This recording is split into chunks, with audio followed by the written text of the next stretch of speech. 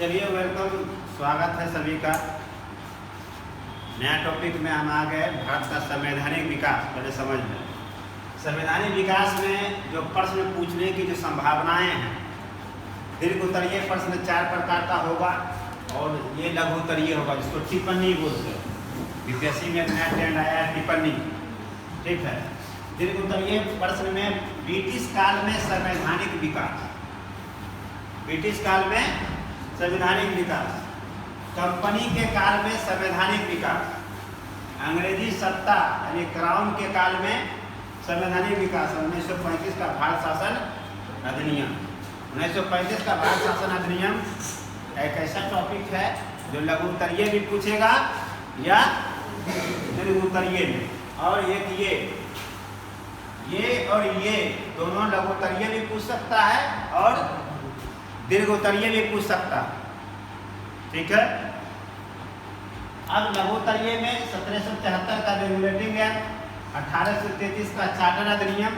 यद्यपि बीपीएससी में हो सकता है कि नहीं भी पूछे, ध्यान रखना है, क्योंकि बीपीएससी का सिलेबस है 19वीं शताब्दी के मध्य से, ठीक है। लेकिन इधर जानने के लिए पूर्व पढ़ना अति आवश्यक है, इसलिए इसको पढ़ना है।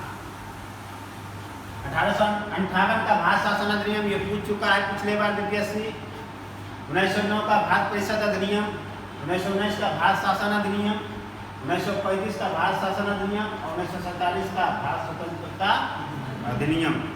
ये मुंह पे होना चाहिए आपको। इससे दो फायदा, एक तो आपका पीटी स्वतः कंप्लीट हो जाएगा और मेंस में लिखने की स्थिति में हो। ऐसा नहीं कि नवाबों का विद्रोह का डर था, क्या जब एक फैक्टवा याद कर सकती हो तो कॉन्सेप्ट तो समझ ही सकती हो। तो ये आपको इसी अनुसार हम लोगों को पढ़ना है। अब इस प्रश्न का हम डील कर देते हैं कि कैसे इसका उत्तर होगा। इसमें तो पर्सनली एक एक्ट के बारे में है, एक एक्ट को कैसे लिखना, नोट्स हमने बना ही दिया, पीटी में हमने पढ़ा दिया है। पीटी वाला का वीडियो मेरा देखिएगा तो एक अधिनियम को बहुत डीपली पढ़ा है। तो पीटी फैक्ट के अनुसार पढ़ना है तो पहले पढ़ा चुके हैं। मेंस के अनुसार कैसे लिखना है, क्योंकि अगर ब्रिटिश काल में संवैधानिक विकास पूछेगा तो पसीना छूट जाएगा, 1 घंटा लगेगा लिखने। अब तुम्हारा विवेक है कि 35 मिनट में कैसे लिखोगे। तो कहने का मतलब है कि संक्षिप्त रूप में लिखना होगा। जब लॉन्ग क्वेश्चन आपको पूछेगा तो सीधा किसी भी अधिनियम का प्रावधान सिर्फ बता देना है, ठीक है। किसी भी अधिनियम का क्या बताना है, प्रावधान बता देना है, ठीक है। लेकिन अगर शॉर्ट में पूछेगा लघु उत्तरीय, तब सबका डिफाइन अलग अलग से करना होगा। क्लियर है। तो हम दोनों को कैसे पढ़ना है, कैसे लिखना है हम बताते हैं। चलिए लिखिए।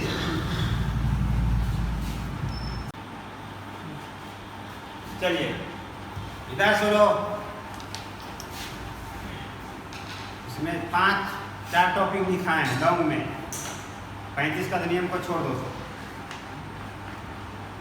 भारत में संवैधानिक विकास, कंपनी के काल में संवैधानिक विकास, ब्रिटिश सत्ता या क्राउन के काल में संवैधानिक विकास लिखा है ना।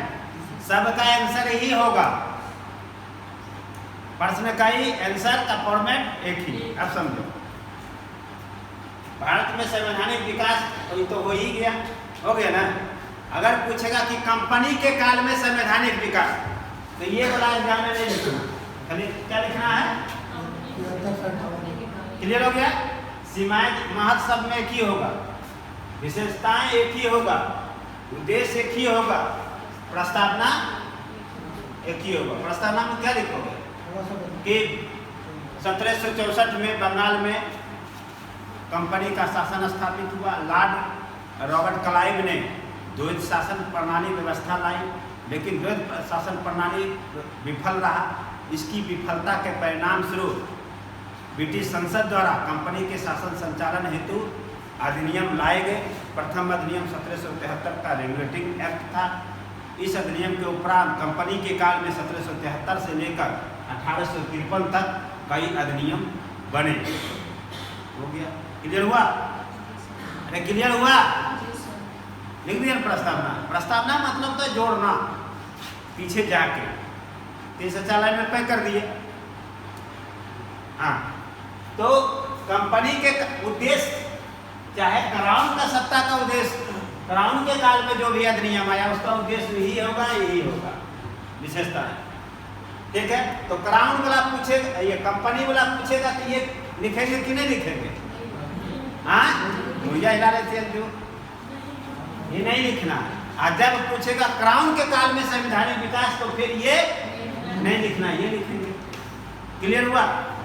ऑल ओवर अधिनियम पढ़ोगे तो ऑल ओवर अधिनियम का उद्देश्य, चाहे कंपनी के काल में हो चाहे ब्रिटिश सत्ता के काल में हो, कर राजस्व को प्राप्त करना था। उसका उद्देश्य था, जितने भी अधिनियम लाए उसमें उद्देश्य ही था धन प्राप्त करना। धन कैसे? कर राजस्व के माध्यम से भारत पर शासन स्थापित करना था, साम्राज्य का विस्तार करना था, औपनिवेशिक क्षेत्र के सामाजिक, आर्थिक एवं सांस्कृतिक क्षेत्र पे नियंत्रण स्थापित करना था।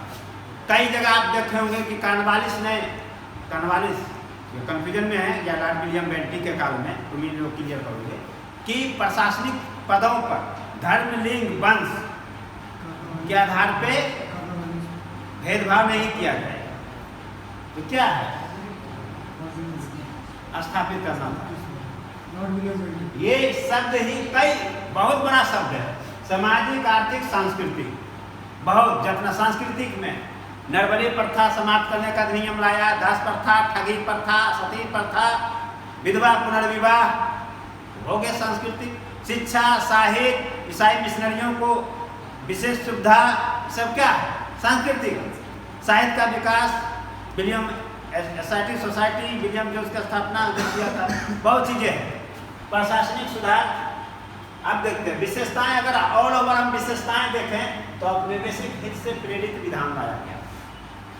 भले क्षण के हमें लाभ हो गया, ये बात सही है, लेकिन वो लाया था जो भी अधिनियम वो अपना उद्देश्य की प्रतिपूर्ति के लिए, उसका अपने शासन से प्रेरित था कि हम भारत में शासन कैसे स्थापित करें, यहाँ शासन का संचालन कैसे करें, उसी उद्देश्य से प्रेरित था।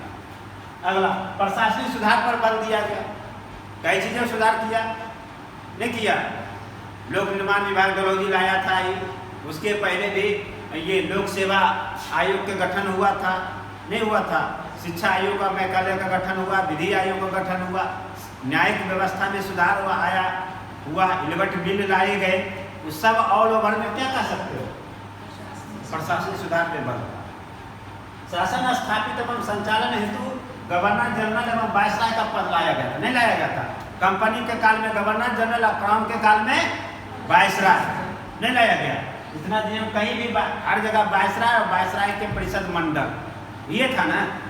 अगला, व्यापार वाणिज्य को बढ़ावा देने पर बल था। उसका हमेशा मुक्त व्यापार नीति लाया। 1813 में कुछ इस पे अधिकार रहेगा, फिर एकाधिकार समाप्त किया 1833 में। कंपनी को राजनीतिक अधिकार दिया, सब था ना। भारतीयों को भी प्रतिनिधित्व दिया गया। कई अधिनियम में आप देखते होंगे कि भारतीयों को प्रतिनिधित्व मिलना स्टार्ट हो गया था, नहीं हुआ था? ऑल ओवर क्या है? तो सभी, चाहे इसका पूछेगा तो भी विशेषताएं सब में लिखना है। कंपनी के काल में पूछेगा तो भी ये तीनों तो आदर्श फॉर्मेट है। क्राउन के काल में पूछेगा तो ये नहीं लिखते, लेकिन ये दोनों क्या है? अनिवार्य है। क्लियर हो गया? और इसमें हल्का हल्का बात लिख के चल जाना है, मुख्य बात अधिनियम का। इसमें नहीं कि 1858 का, मेरा नोट्स में होगा 1858 का उद्देश्य लाने का पीछे विशेषताएं, प्रावधान, वो नहीं लिखना। सबका सिर्फ क्या लिखना है? जब लॉन्ग क्वेश्चन रहेगा तो सबका सिर्फ प्रावधान लिख देना जो नोट्स में है, संक्षिप्त में। ऑलरेडी इसका सार रूप में उद्देश्य हम लिख दिए और इसका सार रूप में विशेषताएं लिख चुके हैं। क्लियर है? सीमाएं सबका क्या होगा? 200 सीमाएं याद कर लो, कुछ रहे चाहे याद रहे चाहे नहीं रहे। सीमाएं किया औपनिवेशिक सत्ता से हितों से प्रेरित था। अधिनियम को संपूर्ण विश्लेषण पे पाते हैं कि इसमें भारतीय हितों को ध्यान में नहीं रखा गया था। भारतीय हितों को ध्यान में नहीं रखा गया, ये तो ठीक है। अधिनियम से फूट डालो शासन करो की नीति भी परिलक्षित होता है। महत्व में क्या लिखोगे?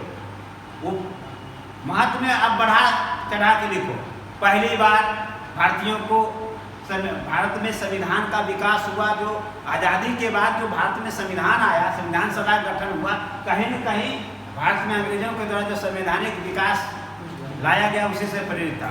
भारत में लोकतंत्र की स्थापना हुई, संसदीय शासन व्यवस्था की स्थापना हुई, कहीं न कहीं इसी अधिनियम में दिखता है। ऐसा कहा जाता है विद्वानों के द्वारा कि भारत का जो संविधान उसमें कई अंश 1935 के अधिनियम का है, इसलिए भारतीय संविधान का पूर्ववर्ती 1935 का अधिनियम को कहा जाता है ना। महत्व लिख दोगे। भारतीयों को प्रतिनिधित्व मिला, क्लियर है ना। तो महत्व में 4-5 बात को सीमाएं का मतलब क्या, इसका गुण रहा उसको लिखना, ये तुम्हारा काम है। तो नोट्स में हमने लिख दिया है सारे अधिनियम का प्रावधान, जो जो टिप्पणी वाला अधिनियम है उसको हमने टिप्पणी के ध्यान में रखते हुए लिखा है।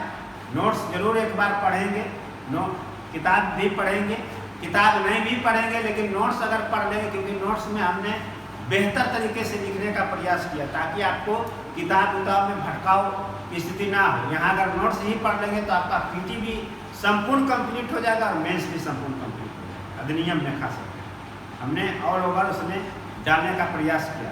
तो चलिए इसको लिखिए। आप समझ गए होंगे ना कि कैसे लिखना है?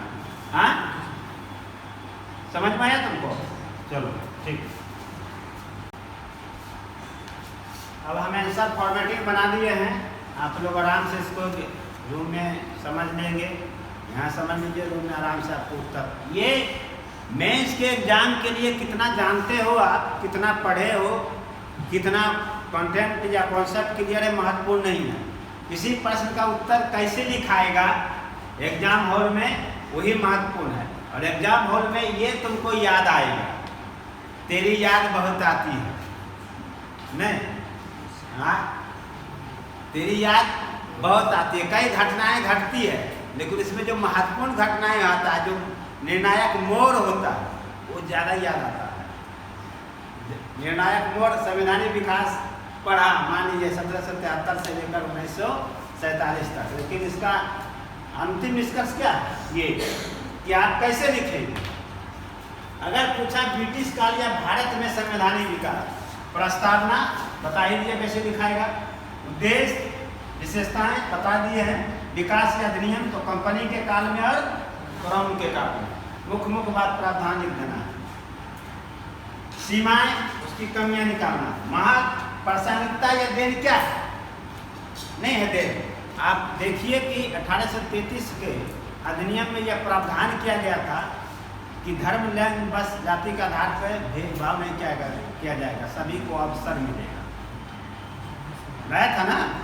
ये नहीं है देन। आज हमारे भारतीय संविधान में नहीं है, अनुच्छेद 15 में है या नहीं?